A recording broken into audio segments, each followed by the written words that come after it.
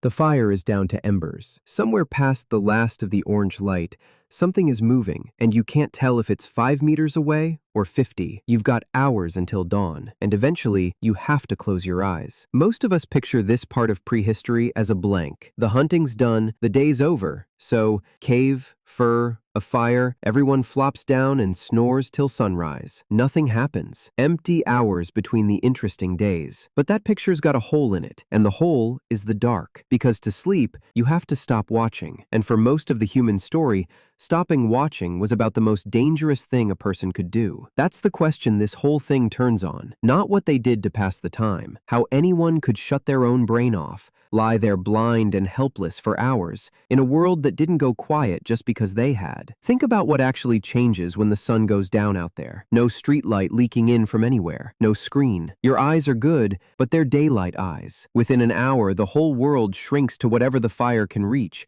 and past that edge, you don't see things anymore. You hear them. A twig, a shift in the grass, breathing that might be yours, might be the person beside you, might be neither. And sound, in the dark, lies to you. You can hear that something is there. You usually can't tell what, or exactly where, or how close. We know that isn't just mood setting, because someone actually tested it. On a BBC film, the scientist Alice Roberts spent a night lying out in the open with a torch and a camera and did nothing but listen. She heard things she couldn't name. She said, on tape, that she was frightened, and this is a woman who studies this for a living. Nothing attacked her. That's the part that stays with me. Nothing came. But when the light came back in the morning, they found the tracks. Leopard, hyena, about 25 meters from where she'd been lying. 25 meters. Close enough to throw a stone, and she never knew. Now, be careful with that. It proves exactly one thing. A modern person, out in that country, can be a stone's throw from a big predator and have no idea. It doesn't prove a single ancient person was ever afraid. It doesn't prove anything attacked anyone ever. It just shows you the gap, what your ears tell you, and what's actually standing out there. So put a sleeping human into that gap. No, put 10 of them. Children, someone with a bad leg, an old woman whose hearing went years ago. One of them is about to be the first to lie down and let go. And the closer you look at how they lived through that, the fire, the shelter, the person may be left awake, the more every answer falls apart the second you actually pick it up. Start with the one everybody's certain about. The fire kept them safe. It didn't. Not the way you think. Everybody's got the same picture. A safe circle of light. Flames go up, the dark gets pushed back, and inside that ring, you're warm and you're seen, and nothing can get to you. A piece of daytime carried into the night, and sitting close to it, for a few minutes, that's exactly how it feels. Then you think about keeping it going, all night, and the whole thing starts leaking. A fire isn't something you have, you feed it. Every hour of that warmth is wood, and wood doesn't stack itself. Somebody walked out and gathered it while there was still light to see by, because nobody sane goes looking for fuel in the dark in leopard country. Somebody sorted it. Dry stuff catches, green stuff smokes, thick stuff burns slow, and then, all night, somebody has to keep putting it on. Let your attention slip, let the pile run low, and that wall of light you were trusting starts creeping in toward your face. So the fire isn't rest, it's a shift, a job that runs dusk to dawn while the people it's protecting lie there unconscious, and that's before it turns on you. Smoke doesn't just rise and leave, not in an enclosed space. It pools, it drifts, it finds the low ground, and the low ground is where the sleepers are. So the shelter that was blocking the wind is now filling up with the stuff you can't breathe. Sparks jump into dry grass bedding, and the light, the thing you love it for. On a black plain, that light can be seen a long, long way off. Your fire doesn't hide you. It tells everything out there with working eyes exactly where the soft, sleeping things are. Warmth, light, a cooked meal, maybe an edge against the cold. All of it real, and all of it bought. Fuel, smoke, sparks, a location you can't keep secret anymore. The fire didn't cancel the danger of the night. It swapped it for a different set of dangers and handed you the bill. And this is where the tidy story falls apart completely. There was never one fire, doing one job, the same way everywhere. Go looking in the actual evidence, and it scatters across a span so vast, the word prehistoric stops meaning anything. At Wonderwork Cave in South Africa, burnt bone and ash sit inside the cave in a way that points to controlled fire around 1 million years ago. At Gesher Benot Yaakov in Israel, charred seeds and wood and flint cluster in spots that suggest deliberate hearths near 800,000 years back. And in December 2025, researchers published a site at Barnum in England, heated ground, fire-cracked flint, and a lump of pyrite that had no natural business being there, and argued it may be deliberate fire-making, striking a spark on purpose, more than 400,000 years ago. Look at those three numbers again: 1,000,000, 800,000, 400,000. Different places, different kinds of human. The Barnum people were likely an early Neanderthal line, nothing like the folks at Wonderwork, using fire, keeping fire, making fire from cold, not the same skill. And the record doesn't give them to us as one neat staircase. What you get is scattered, hard-won moments, each one proving one thing only: a fire burned there. Then, none of them tells us it burned all night. None of them tells us who sat up feeding it. And that's the problem that won't go away. Because watch what the fire does now, a few hours in, when the person tending it goes heavy-eyed and the pile runs down. The flames drop, the circle shrinks, pulls in tight to the coals, and the question this whole night has been circling, somebody's got to answer it. Somebody has to stay awake, don't they? So you picture the guard. Everybody does. One figure at the edge of the light, back to the fire, spear across the knees, eyes on the black, holding the line while the group sleeps behind him. 2 hours. Then he wakes the next one, and so the watch passes down the night like a baton. It's a good image, clean, heroic. It's the way you'd organize it, if it were you. There's just no sign of it, anywhere. And this is the point in the night where an honest skeptic should grab your arm and say, careful, you've got hearths, you've got ash and bedding and burnt bone. You do not have a single scrap of evidence, not one, that anyone was ever posted to keep watch. No rota, no sentry's corner worn into a cave floor. Nothing. The guard is something we imported from our own world, from castle walls and army camps, and quietly painted onto theirs. Take him out, and the terror comes straight back. If nobody's watching, how does anyone dare go under? Here's where the answer gets stranger than the guard would have been. Watch a group actually sleep. Not a prehistoric one, we can't, but a modern one living without electric light. Researchers did exactly that with the Hadza in Tanzania, wiring people up to track when they slept and when they stirred across 20 nights. And the numbers are quietly astonishing. In all that time, every single person was asleep at the same moment for a grand total of 18 minutes. 18. Across 20 nights. At almost any point you sampled, a good handful of people, the median was 8, were awake. Somebody was stirring, or sitting up, or lightly awake in 99.8% of the moments they checked. Nobody assigned that. There was no schedule. It just happened. Now, hold this one carefully, because it's the easiest thing in this whole story to get wrong. The Hadza are living people, with their own history and their own world. They are not a prehistoric fossil you can play back. This doesn't show us what Neanderthals did, or what anyone did 400,000 years ago. What it shows is a mechanism, a way the trick could work at all. And that's what we were missing. Because think about why they're awake. Not because they're on duty, because a baby needs feeding, because the ground went cold, because someone's hip aches, or the smoke shifted, or they're just wired to run late and haven't dropped off yet. We're all built slightly differently. Some of us fade early. Some of us are still blinking at the dark hours after the rest. Pack a dozen bodies together, all on their own clocks, all with their own reasons to surface, and the group is almost never fully out. Coverage, with no one guarding. Vigilance, nobody rostered. It falls out of the ordinary mess of being a person. For free. But, and the honest version has to say this out loud, being awake is not the same as guarding. Lay them side by side. Waking is just a state. Your eyes are open. Noticing is the next rung. You clock that the night sound changed. Guarding is higher still. You've been given the job of watching, and you're doing it on purpose. The data can carry us up the first step, maybe reach toward the second. It cannot get us to the top. Someone stirring in the dark might catch the thing at the tree line first. Might. Nobody can promise you they were trying. So this is the strongest safe thing we can say. On any given night, someone in that camp was probably awake. Not because a hero volunteered, but because sleep never quite closed over all of them at once. Which almost lets you breathe. Almost. Because for that to work, for the staggered watch to ever begin, one person still has to go first. Has to lie down while the others are up and hand their eyes over to the group. And that quiet, ordinary act is the most exposed thing a human being ever does. So watch one person lie down, that's all. The others are still up, moving, feeding the coals, murmuring low.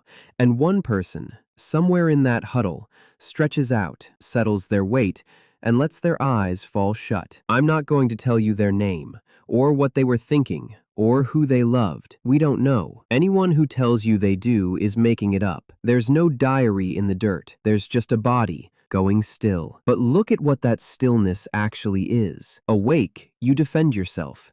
You hear the change in the grass. You turn your head. You decide. Asleep, all of that switches off. You hand it over. Every warning you might have caught, every threat you might have turned toward. For the next few hours, that's somebody else's job now, or nobody's. To sleep in the open is to place your survival into other people's ears and trust it'll still be there when you open your eyes. We do it every night without a flicker of thought, a locked door, a switch, and we're gone. For most of the human story, there was no door and no switch, only the group, and the fire, and the odds. And the ground they lay on was not the soft thing you're picturing. Forget the clean pile of hides. A real bed was labor. At Border Cave in southern Africa, they found actual bedding, grass, packed down, going back at least 200,000 years. Some of it laid straight over old ash, and the people who dug it think that might have been on purpose, to keep the crawling things down, though that last part's a reasonable guess, not a proven fact. At Sibudu, tens of thousands of years on, you can read whole layers of it, bedding laid, used, then burned off or cleared and laid fresh. Somebody gathered that grass by daylight. Somebody noticed when it got foul with dirt and insects and sweat and did something about it. That's not coziness. That's a chore that came round every few nights, forever. And here's the thing that gets me, the thing I keep turning over. That bed survived. The grass, the ash, the packing down, the earth kept it for 200,000 years and handed it back to us in a trench. But the trust didn't. The whole reason the bed worked, the fact that the person lying on it believed the others would keep listening, that letting go wouldn't be the last thing they ever did, that leaves nothing. No trace. You can hold the sleeping surface in your hand, and you cannot hold the single thing that made lying down on it survivable. The ground kept the mattress and threw away the reason anyone dared use it. And that's the cruel arithmetic of this whole story, laid bare in one grass bed. Archaeology keeps the stuff. It loses the people. Now the sky's starting to go gray at the edge. The coldest hour is passing. Whoever was last awake feels their own eyes finally give. The night's nearly done. And that's the moment it begins to disappear. Not just from their memory, but from the record, from us. Because when the sun comes up on this camp, and the people gather their things and walk out of it forever, almost everything that happened here is about to vanish into the dirt. Almost everything. Not quite. Morning. The camp wakes, and then the camp leaves. They gather what's worth carrying, and they walk out, following food or water or the season, and they never come back to this exact spot again. And the moment they're gone, the erasing starts. It's not dramatic. It's just time, doing what it does. The voices go first, obviously. They were never anything you could keep. The warmth of the bodies fades out of the ground by noon. The footprints hold for a while, then rain softens them, then they're gone. The bedding they left behind starts to rot where it lies. The smoke's been nothing but memory for hours. Season after season, dust and leaf fall and silt comes sifting down over the whole place, pressing it flatter, burying it deeper, until the camp isn't a place anymore. It's a layer. And here's what's left when someone finally cuts down through all that time and finds it. A smear of ash, some flecks of charcoal, a patch of sediment baked a faint reddish color where the heat once soaked in, a few splinters of burnt bone, a hard-packed surface where feet wore the ground smooth. The whole night, the fire, the cold, the sleepers, the one who stayed up, the child, the bad hip, the sound at the tree line, pressed down into a stripe of dark earth a few centimeters thick that an archaeologist brushes clean with something not much bigger than a toothbrush. And this is the thing I most want you to carry out of here, because it flips how the whole story has to be told. I came into this assuming the ground was a window. Dig carefully, look through, see the night. It isn't a window, it's a lantern. It throws a small, honest circle of light, enough to show you the shape of the problem, the cold, the fuel, the fact that a fire burned right here. And past the edge of that circle is everything you actually wanted to know, sitting in the dark, exactly like the world past the firelight was for them. Because look at what the ash can and can't do. It can prove a fire burned. It genuinely can. That reddened dirt dirt is heat, real heat, no argument. What it cannot tell you is when. It cannot say whether that fire lit the middle of the night or the middle of the afternoon. It cannot say whether anyone slept beside it, or how they lay, or who was near the smoke, or whether one pair of eyes stayed open. It cannot hand you a single word that was said. Fear, tenderness, the watch that maybe was or wasn't kept, none of it left a mark. The fire survived. The people gathered around it did not. Which forces one last question, and it's the one this whole night has been walking toward. If the fire is the part that lasts, the part we build our story on, the ember we can still touch 400,000 years later, then we've been staring at the wrong thing the entire time. Because the fire, on its own, we've watched fail all night. It needed feeding. It gave the camp away. It filled the shelter with smoke. It could not, by itself, keep one person alive through the dark. Something else was doing that work. Something the ash didn't keep, because it was never an object at all. And once you see what it was, the empty night you started with turns into something else completely. It was the people. That's the answer. Not the fire, not the cave, not a hero with a spear at the edge of the light. The thing that got a human being through the night, the technology, if you want to call it that, was the other bodies lying next to them. Look back at everything the dark threw at them, and watch how none of it was survivable alone. Your daylight eyes failed you at sunset, and the world past the firelight became a place you could only hear, never see. The fire that was meant to save you turned out to be a second job. Hungry for wood somebody had to carry, leaking smoke, broadcasting your position to anything with eyes. And sleep, the thing you couldn't skip, switched off the very senses standing between you and the dark. Every single one of those problems has the same solution, and it isn't an object. It's numbers. It's a dozen people on a dozen different clocks, so someone's nearly always stirring. It's warmth pooled between packed bodies. It's the fuel gathering and the bed making and the fire feeding split so no one carries it all. It's the plain, unprovable, deeply human fact that you could shut your eyes because you believed the others hadn't. Now, I want to be honest about what kind of claim that is, because this whole thing has tried to be. We can't dig up cooperation. There's no trust fossil. This is the best reading of what survived, not a thing we pulled from the ground. But it's the reading that actually holds the evidence together. The scattered hearths, the built beds, the way modern groups sleep in overlapping shifts nobody rostered. Pull the fire out of the center of the story and put people there, and for the first time the pieces stop fighting each other, which quietly rewrites the question you walked in with. You came here thinking of the night as empty, the boring gap between the interesting days, hunting, tools, the stuff that fills museums. But the night wasn't the gap. The night was the test. Daylight, you could wander off, hunt your own patch, be your own island for a few hours. Darkness took that away. Darkness pushed everyone into the same small ring of light and made them completely, physically dependent on each other in a way the daytime never quite did. If cooperation is the thing our whole species runs on, and it is, then it's worth asking whether the dark is part of where we learned it. Not despite being helpless in it, because of it. There was never one answer, by the way. A Neanderthal winter in a French cave and a summer night on an African plain 300,000 years apart were not the same night. And anyone selling you a single, tidy routine is selling you a story. The honest answer is plural, regional. It depends. But underneath all of it sits that one recurring shape, people, surrendering their eyes to each other in the dark. So, the hearth, down to embers now, the way we found it. In a few hours it's cold. In a few thousand years, it's a smudge of ash in a trench. But tonight, for a little while, it held a circle of sleeping people who trusted each other enough to close their eyes. That's not nothing to have left behind. That might be the most human thing there is. Tonight, when you reach over and turn off the light, notice how easily you hand your awareness to the dark. Somebody had to invent the nerve to do that. Follow along, and we'll keep making the ordinary parts of the past strange again.